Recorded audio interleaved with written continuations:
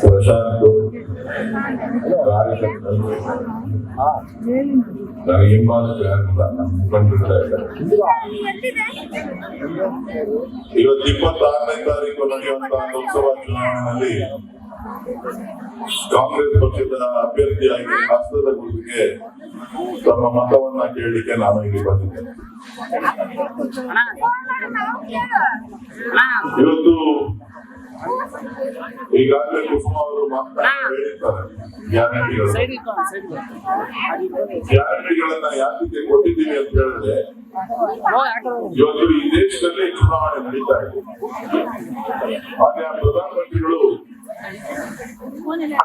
ಚುನಾವಣೆಗೆ ಮುಂಚಿತವಾಗಿ ಕಾಂಗ್ರೆಸ್ ಈ ದೇಶದಲ್ಲಿ ಬೆಲೆ ಏರಿಕೆಯನ್ನ ತಡೆಯಲಿಕ್ಕೆ ಸಾಧ್ಯ ಆಗಿಲ್ಲ ಅಂತ ಹೇಳಿ ಚುನಾವಣೆಯಲ್ಲಿ ಪ್ರಮುಖ ಅಸ್ತ್ರವನ್ನ ಬಳಸಿದ್ರು. ಇನ್ನೊಂದು ಕಡೆ ಕಪ್ಪು ಬಣ್ಣವನ್ನ ನೀನೇನು ಮಾಡಬೇಡ ಇರಪ್ಪ, ಕಪ್ಪು ಬಣ್ಣವನ್ನ ತಂದು ಈ ದೇಶದ ಜನರಿಗೆ ಖಾತೆಗೆ 15 ಲಕ್ಷ ಕೊಡ್ತೀನಿ ಅಂತ ಹೇಳಿ ನಿಮ್ಮನ್ನೆಲ್ಲ ಬ್ಯಾಂಕ್ಗಳ ಮುಂದೆ ಕ್ಯೂ ನಿಲ್ಲಿಸಿ 0 ಅಕೌಂಟ್ ಜನಧನ್ ಅಕೌಂಟ್ ಹಾಕೊಂಡ್ರೆ ಮಾತ್ರ ದುಡ್ಡು ಬರ್ತದೆ ಅಂತ ಹೇಳಿ ಪ್ರಧಾನಮಂತ್ರಿಗಳು ಹೇಳಿದ್ರು, ಈಗ ಬಿಜೆಪಿ ಅವರು ಹೇಳಿದ್ರು ಹೋಗಿ ಅಕೌಂಟ್ ಅನ್ನ ಓಪನ್ ಮಾಡಿಸಿದ್ರ.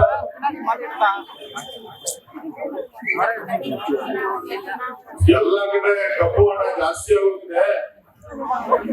ರಾತ್ರೋರಾತ್ರಿ 1000 ರೂಪಾಯಿ ನೋಟು ಬಂದ್, 500 ರೂಪಾಯಿ ನೋಟ್ ಬಂದ್ ಅಂದ್ಬಿಟ್ಟು 2000 ರೂಪಾಯಿ ನೋಟ್ ನ ರಿಲೀಸ್ ಮಾಡಿದ್ರು.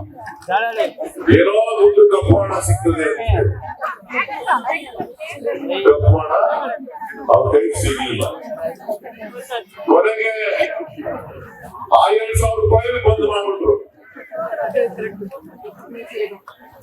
ಅವರ ರಾಜಕೀಯ ಲಾಭಕ್ಕೆ ಕಪ್ಪು ಹಣನೂ ತರಲಿಲ್ಲ,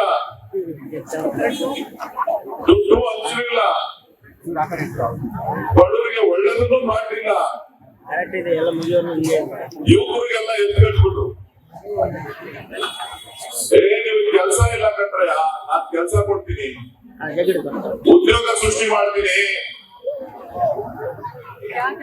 ಇವತ್ತು ಇಲ್ಲಿ ನನ್ನ ತಂದೆ ತಾಯಂದಿರಿದ್ದಾರೆ, ಯುವಕರಿದ್ದಾರೆ.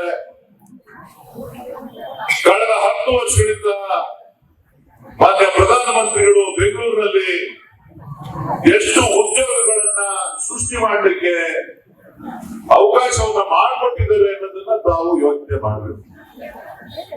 ಬೆಂಗಳೂರಿನಲ್ಲಿ ಇಡೀ ದೇಶದಿಂದ ಬೆಂಗಳೂರಿಗೆ ಉದ್ಯೋಗ ಹುಡ್ಕೊಂಡು ಬರ್ತಾ ಇದೆ. ಉತ್ತರ ಭಾರತದವರು, ದಕ್ಷಿಣ ಭಾರತದವರು, ಹೊರದೇಶದವರು ಎಲ್ಲರೂ ಕೂಡ ಬೆಂಗಳೂರಲ್ಲಿ ಕೆಲಸ ಸಿಗ್ತದೆ.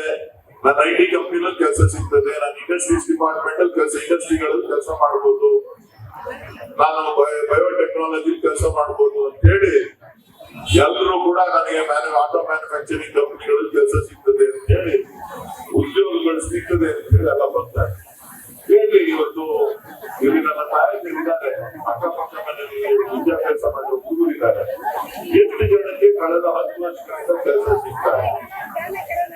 ಆ ಹೋಗಲು ಹೇಳ್ತಾರೆ ಅಂದ್ರೆ ನನ್ ಕೆಲಸ ಯಾವ್ದು ತೆಗಿತಾರೋ ಅನ್ನೋ ಭಯ ನನಗಿದೆ. ನಾನು ಬೇರೆ ಏನಾದ್ರು ನೋಡ್ತಾ ಇದ್ದೀನಿ. ನನ್ನ ಕಂಪನಿಯವರು ಈಗಾಗಲೇ ನನ್ನ ಜೊತೆ ಕೆಲಸ ಮಾಡ್ತಾ ಇದ್ದವರು ತೆಗೆದು ಆಗ್ತಾ ಇದ್ದಾರೆ ಅಂತಕ್ಕಂಥ ಭಯದ ವಾತಾವರಣ ಎಲ್ಲಿದೆ ಅಂದ್ರೆ ಅದು ಈ ದೇಶದಲ್ಲಿದೆ, ಕರ್ನಾಟಕದಲ್ಲಿದೆ, ಬೆಂಗಳೂರಿನಲ್ಲಿದೆ. ಇದಕ್ಕೆ ಕಾರಣ ಭಾರತೀಯ ಜನತಾ ಪಕ್ಷ, ಮಾನ್ಯ ಪ್ರಧಾನಮಂತ್ರಿಗಳು ಅನ್ನೋದನ್ನ ತಾವ್ಯಾರು ಕೂಡ ಮರಿಬಾರ್ದು.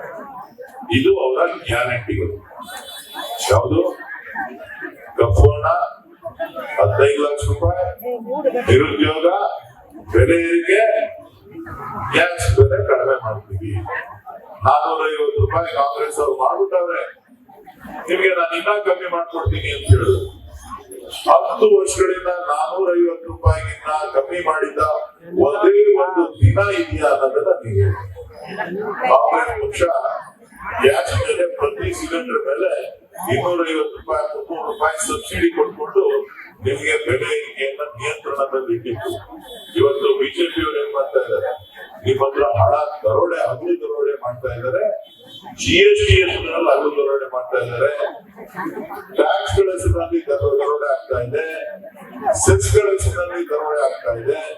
ಇವತ್ತು ಈ ದರೋಡೆ ಮಾಡಿದಂತ ಹಣ ಕರ್ನಾಟಕದ ತೆರಿಗೆದಾರರ ಕನ್ನಡಿಗರ ತೆರಿಗೆದಾರರ ಹಣ ಎಷ್ಟು ಅಂದ್ರೆ 10 ವರ್ಷದಲ್ಲಿ 24 ಲಕ್ಷ ಕೋಟಿ ರೂಪಾಯಿ ಹಣವನ್ನ ಕರ್ನಾಟಕದ ತೆರಿಗೆದಾರರ ಹಣವನ್ನ ನಾವು ಕೇಂದ್ರಕ್ಕೆ ಕೊಟ್ಟಿದ್ದೇವೆ.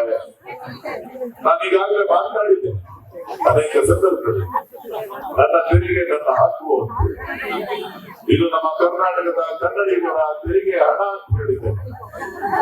ಇದು ನಮ್ಮ ಕರ್ನಾಟಕ ನ್ಯೂಸ್ ಫಸ್ಟ್ ನಿರ್ಭೀತಿಯಿಂದ ನಿಮ್ಮ ಪರವಾಗಿ.